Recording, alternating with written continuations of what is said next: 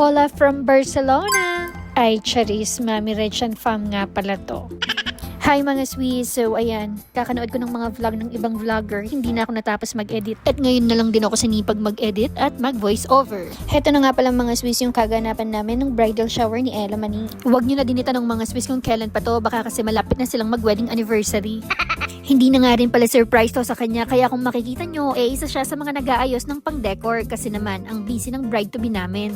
Kaya naman nung nagplano kami for this, kinailangan naming ipaalam sa kanya para hindi siya gumawa ng iba pa niyang lakad sa araw na to. And by the way mga Swiss, ka-work ko nga din pala tong si Ella Mani, kabatch ko sila dito sa work. And imagine, mag 5 years na kami this December.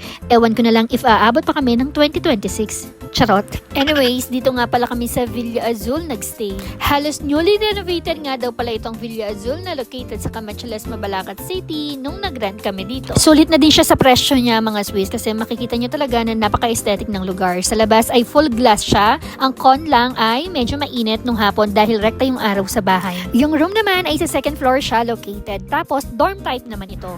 Isa lang yung room pero maraming bed. Lakas maka-PBB housemates ang peg nito. And anyway, nandito lahat ng bed. Pero nasa 2 to 3 person lang yata yung natulog ng gabi. Going back mga Swiss, ayan nga pala yung napagkasunduan naming lahat ay kumuha ng villa kung saan pwede kaming magstay ng overnight lahat. Nasa 11K yata to nung pinakuha namin. Then kanya-kanya na kami ng dala ng pagkain. And ayan na nga mga Swiss, kung makikita nyo ay medyo kompleto na kami dyan. Dahil na din sa iba-iba na yung schedule namin, kaya yung mga galing ng GY at di mga naka-rest day ay late na din nakadating. After nga pala namin ma-prepare ang mga design and food ay nag-pictorial muna itong si bride-to-be namin.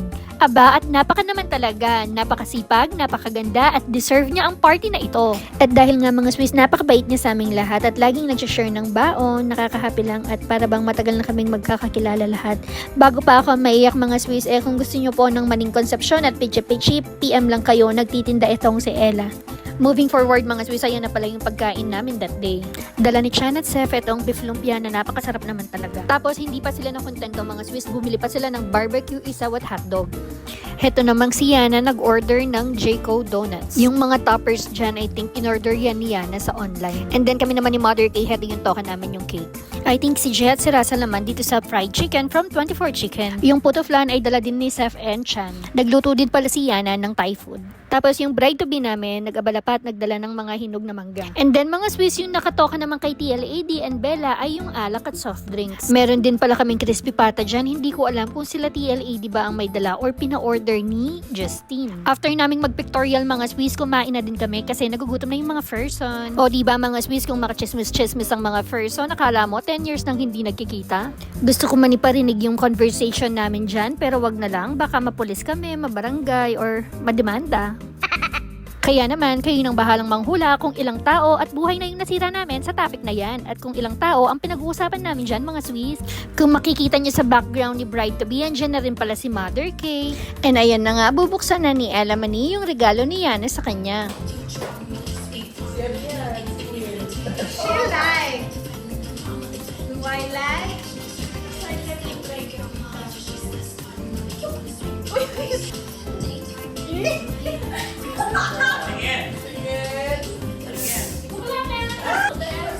May zipper pa yan.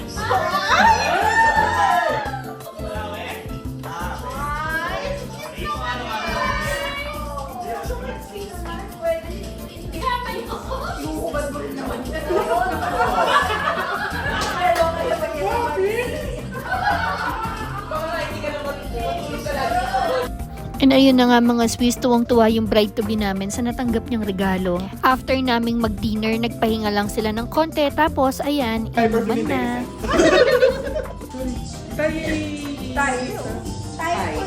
Pero happy diba? Tatang na American. And ayan, sana box na pasaya ka namin sa araw na yan. And congratulations, ito na yung pinakahihintay mong mangyari sa life mo. At sobrang happy kami for you. Kasi